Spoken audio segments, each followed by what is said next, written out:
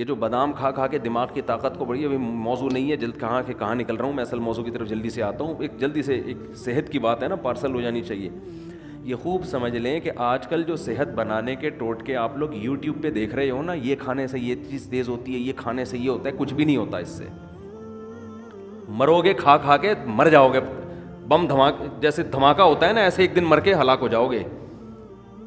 کھانا صرف اسی کے لیے ٹھیک ہے جو اپنی انرجی کو یوٹیلائز کر رہا ہو، ورنہ یہ جو کھا رہے ہو نا، یہ گلے پڑ جائے گا دنیا میں بھی آخرت میں بھی.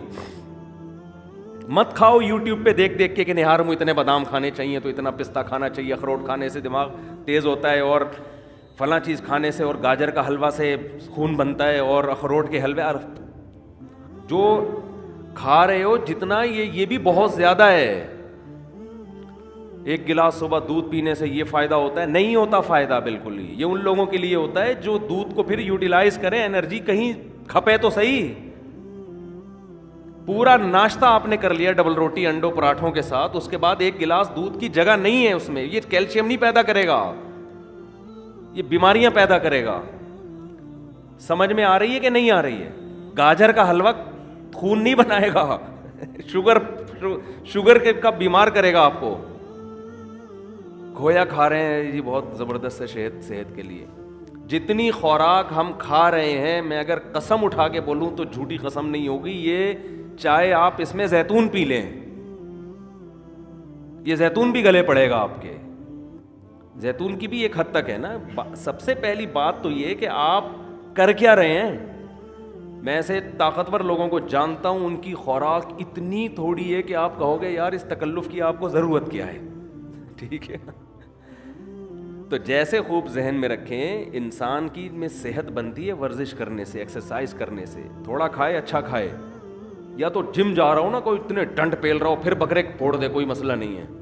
اتنا زیادہ ایکسرسائز کر رہا ہو جیسے یہ جم والے کر رہے ہوتے ہیں، پھر بکرے کھا لیں، کوئی اپنے خرچے پہ اگر کھا رہے ہیں. لیکن آپ کے لیے بکرے کا گوشت، مچھلی، دودھ، مکھن اور وٹامن ڈی کے لیے اور پتہ نہیں کیا کیا لے رہے ہیں. یہ کوئی اس سے اور مرو گے، برباد ہو جاؤ گے، اس کا کوئی فائدہ نہیں ہے.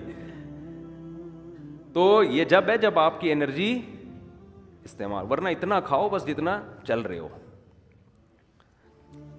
جتنی انرجی آپ کی استعمال ہو میں اتنا کافی. صبح نہار میں ایک چمچہ شہد لے لیا، کافی ہے سارا دن. میرا تو مشورہ یہی ہے، 2 کھجوریں بہت ہیں سارا. کیا کر کیا رہے ہیں؟ آفس میں جا کے بیٹھنا ہے، یہ ایکسرسائز ہو رہی ہے. کمپیوٹر کے نا وہ کی بورڈ پہ بٹن دب رہے ہیں، یہ انگلی کے چلانے کے لیے کیا بکرا چاہیے آپ کو ہے بھائی؟ اس کے لیے آپ کو کیا بکرے کھانے ہیں جو آپ کی ایکسرسائز ہو رہی ہے؟ یہاں سے بیٹھے آپ بس میں یا اپنی گاڑی میں چلے گئے، اس کے لیے اگر ڈرائیور رکھا ہوا ہے تو وہ یہ جو اتنی استعمال ہو رہی تھی نا، یہ بھی نہیں ہو رہی. اور اگر خود چلا رہے ہو تو زیادہ سے زیادہ یہ مسئلہ آپ کے تھوڑا سا یوں مڑ گئے، تھوڑا سا. اور جو کراچی میں ایک تھوڑا سا آپشن اچھا آپ کے پاس یہ ہے کہ جگہ جگہ کھڈے آئیں گے آپ کے، تو اس سے گاڑی کے جم بھی ان کا بھی زنگ ختم ہوگا، اور آپ بھی تھوڑا سا ریڑھ کی ہڈی پہ تھوڑا سا دباؤ، اچھل کے نیچے گرو گے. بھائی یہ ایکسرسائز ہو رہی ہے، تو اس کے لیے نہ پروٹین کی ضرورت ہے آپ کو، نہ کوئی آپ کو کارب کی ضرورت ہے. اس کے لیے آپ کو روزے رکھنے کی ضرورت ہے. سمجھ رہے ہیں؟ کثرت سے روزے رکھ کے فٹ فاٹ رہیں گے آپ. خیر یہ تو الگ. تو اسی میں یہ بھی ذہن میں جو اہم بات بتانا چاہ رہا تھا میں، کہ دماغ جو ذہین بنتا ہے استعمال کرنے سے بنتا ہے. بادام دوسرے درجے کی چیز ہے. جو آدمی بادام نہ کھائے لیکن دماغ سے سوچتا ہے، اس کا دماغ بادام کھائے بغیر زیادہ تیز ہوگا. دیکھو جو مزدور لوگ ہوتے ہیں، یہ بوریاں اٹھاتے ہیں نا اپنی کمر پہ بڑی بڑی، ان کی کمر مضبوط ہوتی ہے کہ نہیں ہوتی؟ کیا یہ بکرے کھاتے ہیں؟ کیا یہ انڈے پھوڑتے ہیں؟ میں نے تو مزدوروں کی خوراک دیکھی ہے، سادہ سوکھی روٹی پانی کے ساتھ کھا رہے ہوں گے. وجہ کیا ہے کہ کمر وزن اٹھانے میں استعمال ہونے کی وجہ سے ان کی کمر بکرا کھائے بغیر بھی زیادہ مضبوط ہے. اور آپ روزانہ نہار منہ 2 انڈے پھوڑ رہے ہیں، پراٹھے پھوڑ رہے ہیں، پھر ڈائٹ پلان ڈاکٹر نے آپ کو ٹوپی ڈرامے کے کر کے دیا ہوا ہے، ڈائٹ پلان نا، کہ آپ یہ کھائیں اور اتنے یہ آپ کی بہترین خوراک ہو گئی. اس کے بعد بھی حال دیکھو، حال تو دیکھو نا ہے کیا. نہ بازو سے وزن اٹھتا ہے، نہ کمر سے.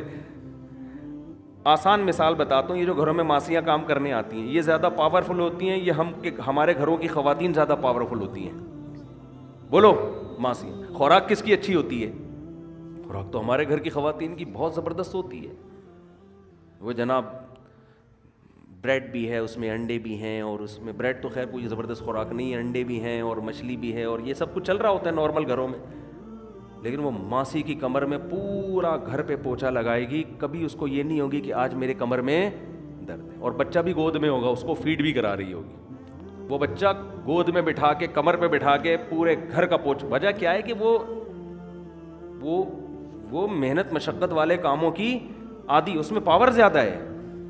تو اسی طرح خوب ذہن میں رکھیں کہ دماغ میں جو ذہانت پیدا ہوتی ہے، دماغ کا زنگ جو ختم ہوتا ہے، وہ بادام کھانے سے نہیں ہوتا، اخروٹ کھانے سے نہیں ہوتا، اس میں سب سے پہلے کیا چیز ہے؟ استعمال۔ آج بچوں کا دماغ استعمال نہیں ہو رہا، بڑوں کا دماغ استعمال نہیں ہو رہا، پب جی دماغ استعمال نہیں، دماغ کو کند بناتا ہے، سمجھ رہے ہو؟ یہ جو آج کل کھیل کھیلے جا رہے ہیں یہ دماغ کو کند کر دیتے ہیں، بالکل بیکار بنا دیتے ہیں۔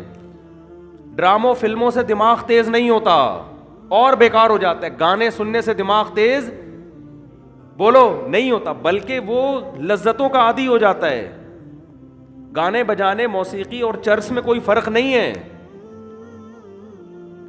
وقتی چسکا ہے، جیسے چرس کا چسکا ہے ایسے ہی موسیقی کا بھی ہے، تھوڑے دن میں تھوڑی وقت میں اس میں بور، اور پھر اس کو مزید کچھ آگے کی چیز چاہیے۔ تو دماغ میں اگر آپ نے تیزی پیدا کرنی ہے تو سوچو، سمجھتے ہو، استعمال کیا کرو، پلاننگ کیا کرو صبح صبح اٹھ کے۔ پھر اس کے بعد جب دماغ آپ کا سوچنے سے تھکے گا تو بجائے الٹی سیدھی چیزیں کھانے کے اخروٹ کھا لو، اس سے کیا ہوگا؟ اس سے دماغ کو طاقت ملے گی۔ بادام کھا لو، اس سے دماغ کو طاقت ملے گی۔ پھر اچھی اچھی چیزیں کھاؤ اپنے خرچے پہ۔ لیکن جو پہلے جو بڑے بڑے ذہین لوگ پیدا ہوئے ان کو تو اخروٹ میسر نہیں تھے، لیکن کیسے کیسے کام کیے انہوں نے۔ میں نے ڈاکٹر ذاکر نائک سے پوچھا، آپ اتنے تیز ہو، آپ ایسے حوالے آپ کو رٹا لگائے ہوئے یاد ہیں کہ آپ کون سی مارکیٹ سے بادام خریدتے ہیں؟ انہوں نے کہا کہیں سے بھی بادام نہیں خریدتے۔ کیوں؟ دماغ کیا کیا ہے؟ استعمال کیا ہے نا، استعمال کر کر کے کیا ہو گیا؟ تیز ہو گیا۔